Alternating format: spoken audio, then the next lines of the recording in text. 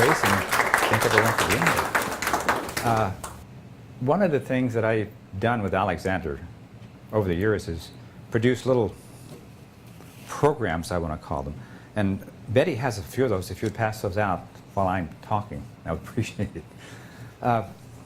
And these are just little bits of insights and that type of thing that you'll find. The picture on the front, I don't want to draw your attention to that. It says, the more wisdom you attain and the more conscious you become, the crazier you will appear to others. This is from a website called preventdisease.com. And strangely enough, they have a little saying of Elvis's on there also. So if you have a chance to look at that, it's interesting. And a lot of the pictures come with little spiritual sayings such as this. And I thought that was most interesting. So we're here playing with Elvis again today. One of the things I'd like to talk about today is this idea of reality. We seem to have all sorts of different thoughts about, I won't say what's real and what's not, and we have to question ourselves occasionally if what we see and experience is real. If you're in metaphysics, and most of you apparently are, you've come across the saying that this whole realm is an illusion. And I think it's only an illusion if you don't understand that you're the creator of everything that's happening. So let me bring Alexander in and have him present something to you. And also, if you'll take this home with you and read you, this is something about what he's talking about, but there's a lot of insights that you may not have run across just yet. One of the things I found about Alexander, his ideas are somewhat different than what you'll find with most books and that type of thing. And I enjoy Alexander simply because I can talk back to him, agree and disagree. And it's interesting when you get a hold of a guide or a teacher. Usually, if you get upset and give them a bad time, they just kind of back off and let you cool off, and then they do their best to show you something that makes you believe that maybe they were right after all, and you're the one that's having the problem. So that's happened several times to me with Alexander. And for the most part, this is who I go to and who I trust for my information. It's not for everyone, I've realized that, but you all have guides and teachers, and one of the things I'd like to do, and Alexander would like to do, is to have you become more in touch with them. Because when you do, you're going to find that you have your own agendas and own things that you're here to do and to experience. A lot of times you're pre-warned, but most of the time they simply lead you into it and let you go through that experience and then say, well, this is what it really meant. How did you perceive it? And most of the time we have a bias where we don't want to step into some of that thing because it's, I think those are challenges we come in to experience and go through. So let me bring Alexander in and we'll have him show up. The reason I say that is simply because that's my philosophy. I just show up and whatever happens, happens. And a long time ago, I eliminated the need to censor or to preview Alexander's stuff. So, and usually if I do, it's kind of messing with something that I think I shouldn't be. Alexander's better just kind of off the cuff, I want to say. So.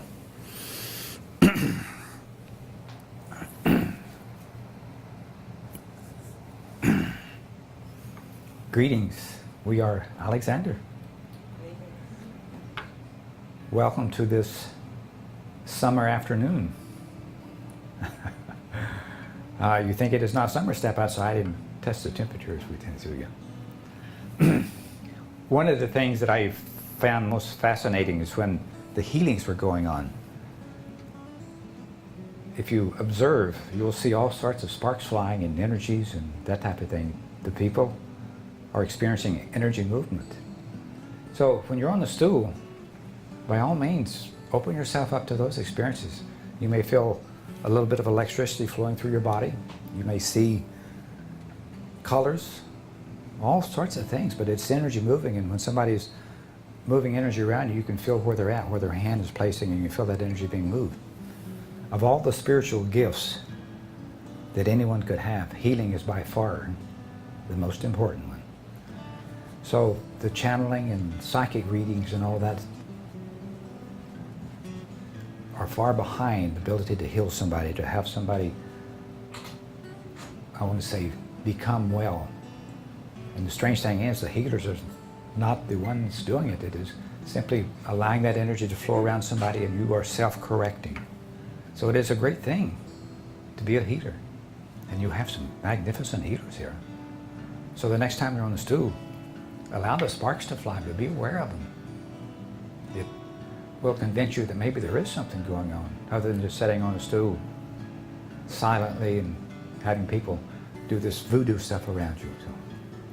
So you understand, yes? Okay. Reality. The idea that you're here in this one place, this physical realm, and you have all these five senses that you hear, you see, you smell, you taste, you touch things. So that's validation that says, yeah, you're here and you're experiencing this that you call life.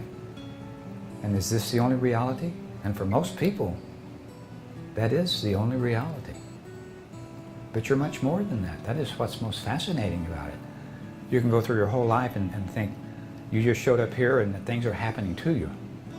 The reality is you showed up here and things are happening for you. Everything that happens on purpose, with intent, and the idea that you would have that experience and come away from it a little wiser, a little more evolved, and a little more loving and kind. So how's it working for you?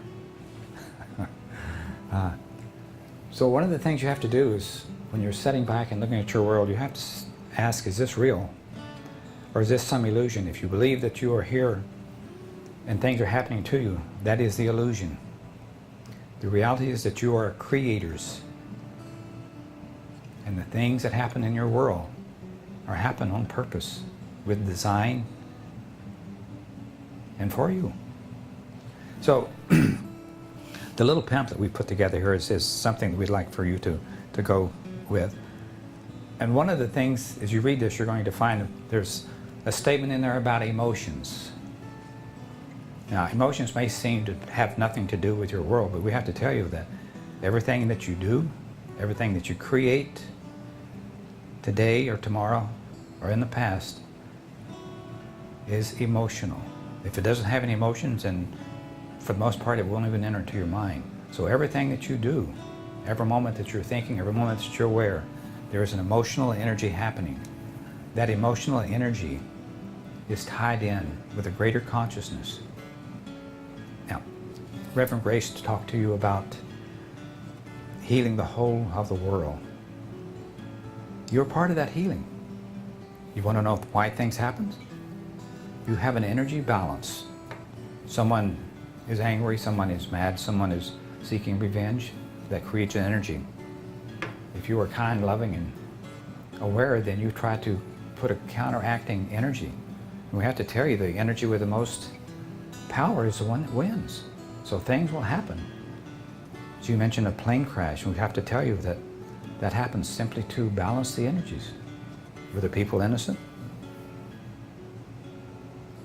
What if we told you that you are indestructible? This that you are, your spirit goes on and on and on, and has been long before airplanes ever flew, and will continue. So it is not like you have, in reality, that word, done away with someone. You have simply taken that personality out of this real world for the time being, but they will come back and they will have things to do. So if you were involved with that, then perhaps there's something there for you to experience, something for you to learn from and grow from. And if nothing else, there is a challenge of being forgiving. You're only here for a short while. We have to tell you, none of you will get out of this alive. It is terminal in a sense. So recognize that, and perhaps you will not have so much difficulty. The problem is when you have somebody that's young, or somebody that seems to be taken away for no good reason, we have this sympathy part of ourselves, and we like to think that there should be a God or somebody that is all protective. But the reality is that you're all creators. You're gods. So you're all part of this energy. So were you aware enough to know that the plane was about to be shot down? Could you have changed it by your thoughts and by your prayers, by your ideals? Or is it up to you? You're each here creating your own world for your own purpose. So you're in effect, I want to say empowered consciousness, thinking consciousness that create this world, your reality. So that is the challenge. To get beyond all your routines, all your have-to-dos and should-have-dones and didn't do and honeydews. So you reach this point of observing yourself, observing the world around you, and asking, is this real? Or is this an illusion? Or is this all there is to this reality? You get to challenge yourself and say, is there other possibilities, other alternatives? Is there more there than what I'm seeing? And then when you do that, you begin to open up to other ideals and other thoughts. Now, your five senses are here to validate that you are indeed having this experience. Is it real? If you are the consciousness that has created this experience, it is as real as anything you will ever experience. So it is not an illusion. It is a reality for you. But there's more than this physical realm. This is the experiential part of it. You're not the cause on this level. You're this consciousness that is thought, this thinking consciousness that's created this scenario. And if you're fascinated by it, you get pulled into it, and first thing you know, you wind up being a human being, having these experiences. And then if you forget who and what you are, you think things happen to you rather than for you. Nothing happens without cause. So it is your world. You are the cause for everything that's happening in your world. You can blame it on the devil or whoever else. The devil made me do it. Or God is blind, or God is dead, all of those type of things. But the reality is you are this creator. So you have created this experience. You have created this experience of being you in this time and space like no other one can. So welcome to this reality, okay? Now, this world that you live in, this physical world, is neither solid or permanent. It's always in flux, and it is changeable by your attitudes, by your perspective, even by who you have decided to be. So it is all up to you. It is not the same for any two people. So if you're a man and wife or friends or whatever else, don't expect that person's experience to be the same as yours, because it's not. You come from a different perspective, a different experiential world. And that reality that you possess is entirely different than the others. Now, while there may be similarities in the experience part of it, it is how you perceive it that makes it so much different. Now, the other thing is you have this that we would call a dream world. Now, is that a reality, an illusion? Is it some sort of, I won't say ill presentation of a consciousness trying to make sense of some unsatisfactory past or present experience? Or is it the conscious and your subconscious trying to come together, trying to communicate, even though this consciousness is somewhat subject to this sleep cycle that you go through? A lot of times you have this mind that is so busy it is difficult to ever shut it down. But if we can catch you in between those cycles, between going into the sleep before you have quite reached that unconscious state, then you're somewhat open. So that is what we present to you as your dream cycle, or your dream world, or your dream reality. It is a presentation to you for all the things that are happening in your world. So dream interpretation is quite interesting, but it's also quite different for each one. there are certain things that are, we would say, presented to you that mean a certain thing to you and perhaps not to someone else. So if you haven't played with that, if you're driving a car, then that means you're the ones in charge of your reality or your world. If you're the passenger, then someone else is perhaps taken over, trying to guide you or teach you or something along this line. Different colors mean different things. Oceans mean different things to different people. Perhaps ocean represents spirituality to someone, a wide open unknown. So it is all up to your perspective. It is your world, the world that you create, and it is part of your reality. So recognize that the dream state is also very much a part of your realities. It represents who and what you are. And it gets past the conscious mind where you like to analyze and say, this is what's happening, this is what it means. So if you're having this analytical past life review, allow your dreams to give you little insights. Perhaps you're missing the point. Now, what if you're part of this massive overall consciousness, and that your whole purpose of being here is to be part of that energy that's moving, but above that, you're here to create this experience of life for you in this time and space, so that you grow and you evolve. You have your own personal interests. So that is what we're suggesting to you. You're part of a greater consciousness, a little bit more reality. Now, it may sound as if we're trying to separate that. The reality is, this is one great reality involving your conscious experience here on this physical plane, involving your dreams, involving your energies, involving everything that you're putting forth. It involves your emotions.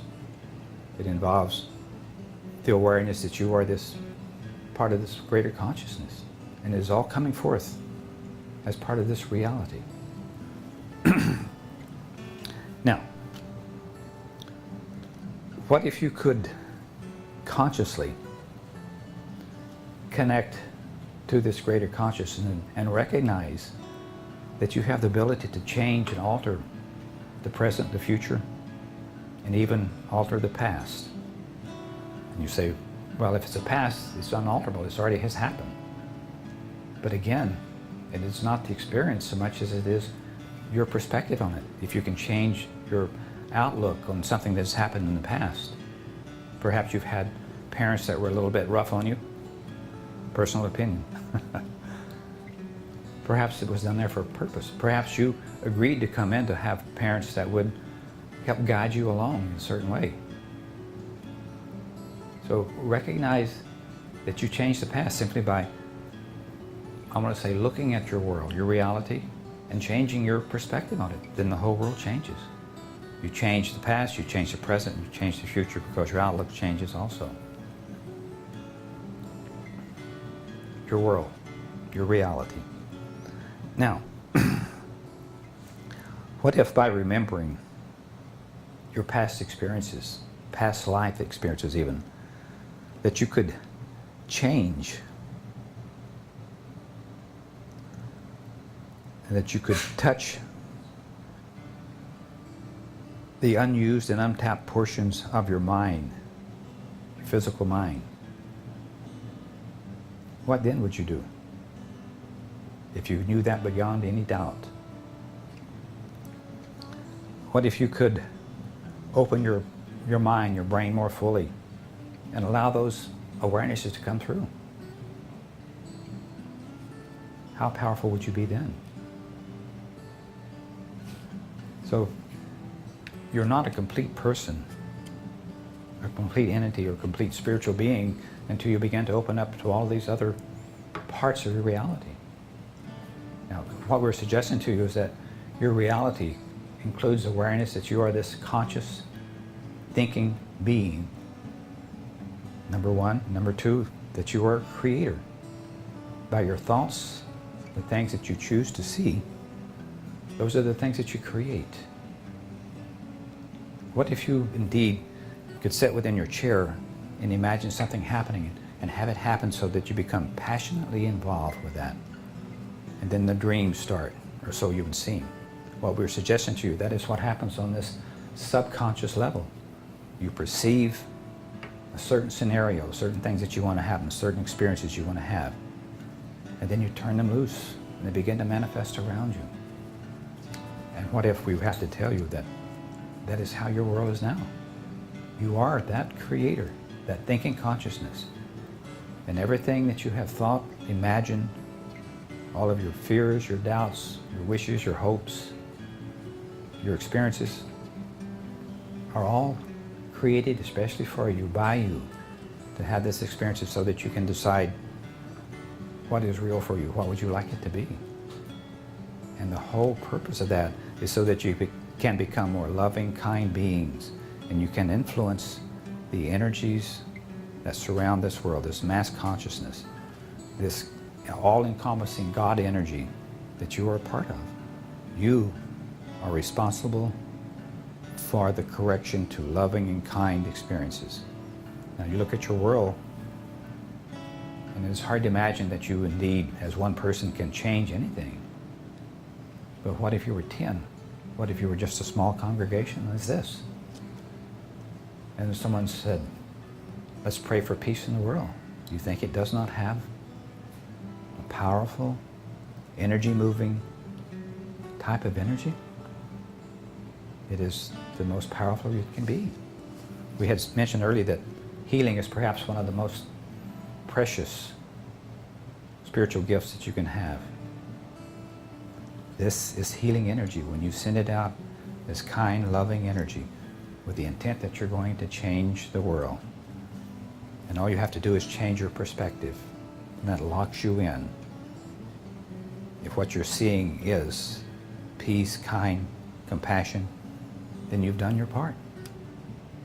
You're not the only one here, you have to realize. But most of the world believes that they're victims.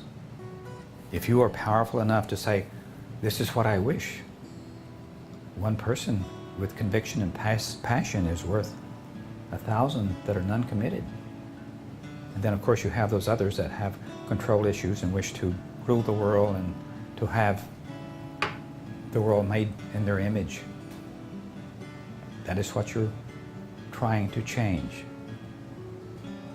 And it's a strange thing because energies such as those create opposing energies.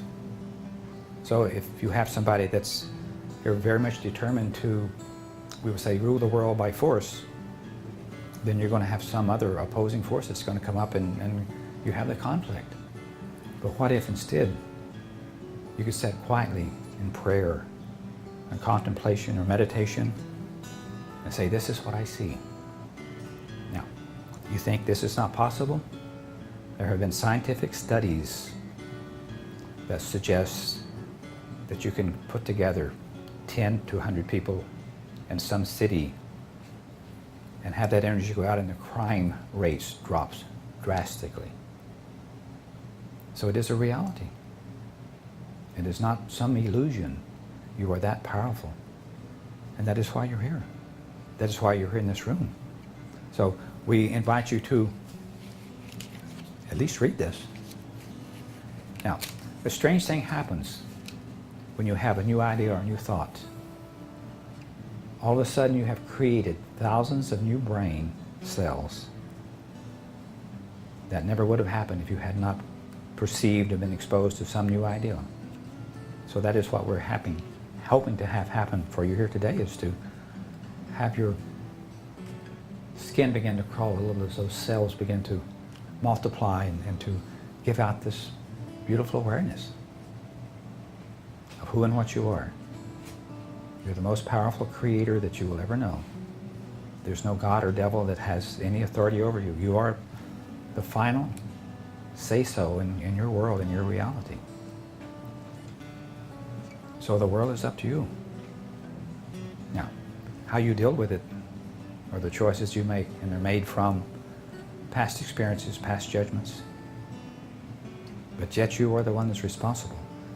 If you can reach this point of forgiveness, love and kindness and compassion, when you have been treated exactly the opposite of that, then you have achieved your life's purpose in this one lifetime.